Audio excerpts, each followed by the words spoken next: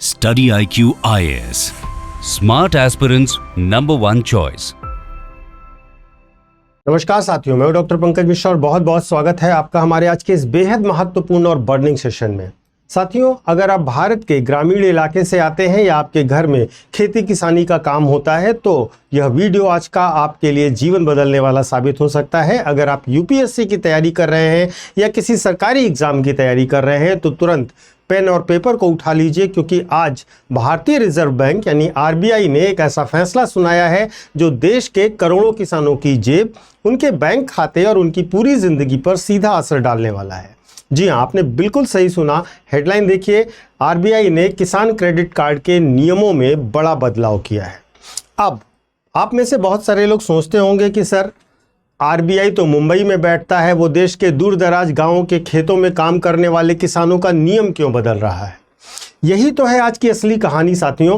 पहली नज़र में यह बदलाव बहुत छोटा, बहुत टेक्निकल आपको लगेगा, लेकिन हो सकता है आपको लगे कि अरे यह तो सिर्फ बैंकों के कागज़ों की फेरबदल है। लेकिन कान खोलकर सुन लीजिएगा दोस्तों, यह बदलाव तय करेगा देश के करोड़ों किसानों को लोन कब मिलेगा, उन्हें बैंक का कर्ज कब चुकाना होगा, और यदि कोई बैंक कोई तकनीकी चालाकी करके हमारे सीधे साधे किसानों को डिफ़ॉल्टर यानी कि एनपीए घोषित करे तो कैसे कर सकता है या कब नहीं करेगा। आज के इस सेशन में हम बिल्कुल पॉइंट टू पॉइंट समझने का प्रयास करेंगे कि आखिर आरबीआई ने अचानक इतना बड़ा फैसला लिया क्यों, और इसके साथ साथ बैंकों को वो कौन सी मनमानी थी जिस पर आरबीआई ने अब हथौड़ा चला दिया है। शॉर्ट ड्यूरेशन और लॉन्ग ड्यूरेशन फसलों का वो गणित क्या है जो हर किसान को पता होना चाहिए, और सबसे बड़ा सवाल, क्या इससे किसान को फायदा होगा या बैंकों का फायदा होगा। तो चलिए आगे बढ़ने से पहले जो लोग जुड़ चुके हैं वो सभी लोग इस सेशन को लाइक कर लें और अपने साथियों से शेयर कर दीजिए, जिससे यह जानकारी देश के हर किसान परिवार तक ज़रूरी तौर पर पहुंच जाए। तो साथियों, सबसे पहले टाइम मशीन पर बैठते हैं और बेसिक से शुरुआत करते हैं। आखिर यह केसीसी भला क्या है किसान क्रेडिट कार्ड? तो साथियों, साल था वर्ष 1998। नाबार्ड, आरबीआई और भारत सरकार ने संयुक्त रूप से मिलकर के एक क्रांतिकारी योजना शुरू की, किसान क्रेडिट कार्ड।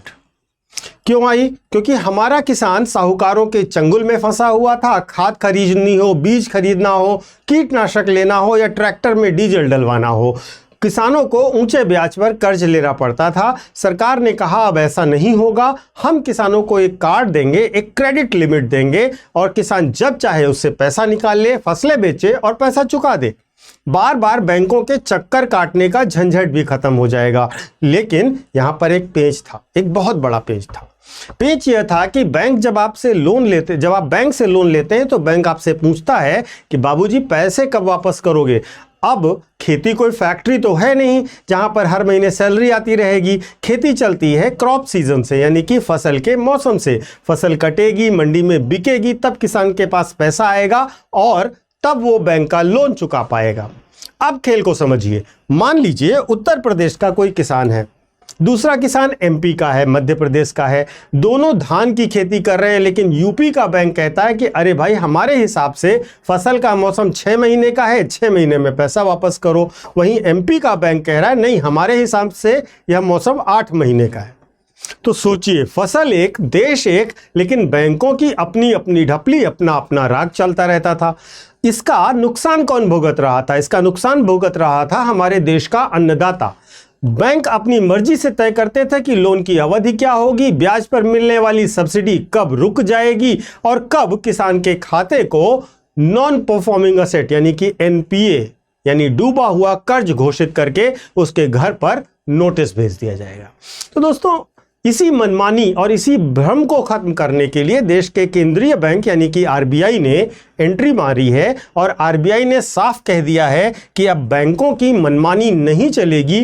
पूरे देश में नियम एक होगा, परिभाषा एक होगी।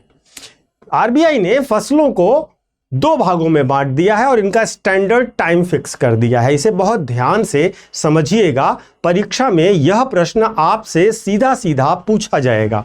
यानी कि अब फसलों की 2 एक होंगी शॉर्ट ड्यूरेशन क्रॉप्स, जैसे गेहूं, धान, सब्जियां, दालें, और इनके लिए क्रॉप सीजन 12 महीने का तय कर दिया गया है। एक होगी लॉन्ग ड्यूरेशन फसलें जैसे गन्ना, कपास, केला, नारियल। इनके लिए क्रॉप सीजन होगा 18 महीने का और यह नियम देश के सभी अनुसूचित वाणिज्यिक बैंकों, क्षेत्रीय ग्रामीण बैंकों और सहकारी बैंकों पर लागू होगा। तो दोस्तों इसका सीधा सा मतलब समझिए, अब अगर आपने धान या गेहूं जैसी कम अवधि की फसलों पर केसीसी लोन लिया है तो आपको 12 महीने से पहले परेशान नहीं किया जाएगा। आपके पास पूरा 1 साल है, फसल को उगाइए, काटिए, बेचिए और तसल्ली से पैसा चुकाइए। अगर आप गन्ने जैसी फसल लगा रहे हैं तो आपके पास 18 महीने का कुल समय है। अब आपके मन में सवाल आएगा कि सर इससे जमीन पर क्या बदलेगा? क्या बैंकों ने ब्याज दरें कम कर दी हैं या सरकार कोई ज़्यादा लोन देने जा रही है? तो साथियों इसका सीधा सा जवाब है नहीं, ऐसा कुछ नहीं होने जा रहा है। बैंकों ने ना तो लोन की लिमिट बढ़ाई है और ना ही ब्याज की दरें कम की हैं, लेकिन जो बदलाव हुआ है वह बदलाव इससे कहीं ज़्यादा बड़ा है और प्रभावशाली है। इसके 4 बड़े फायदे होंगे। पहला, डिफॉल्टर का खतरा होना कम हो जाएगा। आप सोचिए, आपको 6-8 महीने में चुकाना था, अब आपको 1 साल में चुकाना है।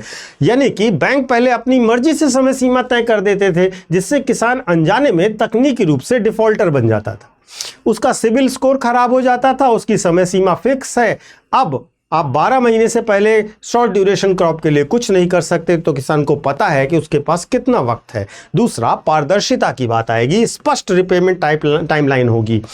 जब देश के किसी भी कोने का कोई भी बैंक हो, वो अपनी मनमर्जी से तारीखें थोपकर किसानों से ब्याज सब्सिडी उनकी नहीं रोक सकता। और तीसरी सबसे बड़ी चीज होगी, जो एनपीए है उसका सही आकलन हो पाएगा।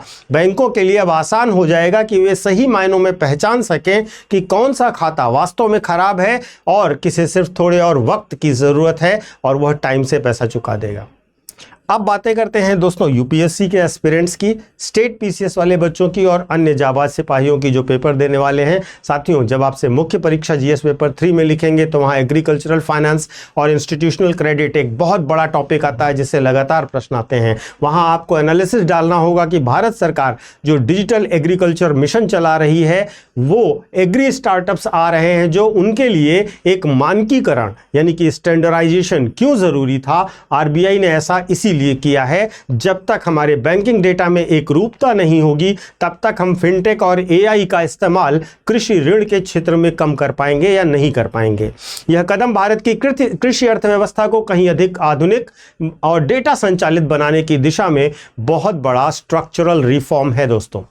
तो कुल मिलाकर कहानी का सार क्या है दोस्तों? लबोलुआब यह है दोस्तों कि आरबीआई का यह फैसला आपको देखने में भले ही एक प्रशासनिक या तकनीकी आदेश लगे, लेकिन यह हमारे देश के कृषि ऋण तंत्र की एक बहुत बड़ी विसंगति को दूर कर रहा है।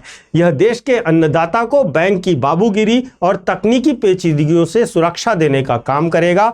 अब आप लोग मुझे कमेंट बॉक्स में अवश्य बताइएगा कि क्या आपको लगता है कि बैंकों की ज़मीनी स्तर पर इस नियम पर लागू करने से किसानों को सुविधा मिलेगी या नहीं, उसमें सुधार होगा या नहीं। क्या आपके पास किसी आसपास के किसी किसान को, आपके जानने वाले किसी किसान को केसीसी लोन चुकाने में ऐसी दिक्कतों का सामना करना पड़ा है? अपने अनुभव जरूर साझा कीजिएगा, जिससे लोगों को इसका रिलेवेंस पता चलेगा। अपनी राय कमेंट बॉक्स में लिखना कतई मत भूलिएगा। और अगर आपको यह विश्लेषण पसंद आया हो, जानकारी पुख्ता लगी हो, तो चैनल को सब्सक्राइब कीजिए, वीडियो को लाइक कीजिए और ज़्यादा से ज़्यादा लोगों को शेयर कीजिए, क्योंकि हमारे अन्नदाता हमारे देश की शान है।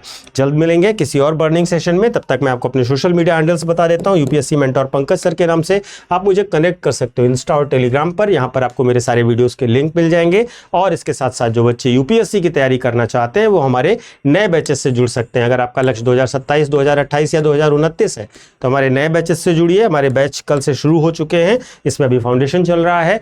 आप जल्द जुड़ जाएंगे तो आपके लिए बेस तैयार हो जाएगा। महत्वपूर्ण रूप से हमारे बैचेस स्मार्ट मॉडल पर आधारित हैं। बैच की डिटेल्स आप डिस्क्रिप्शन बॉक्स में दिए गए लिंक पर जाकर या हमारे ऐप या वेबसाइट पर जाकर देख सकते हैं।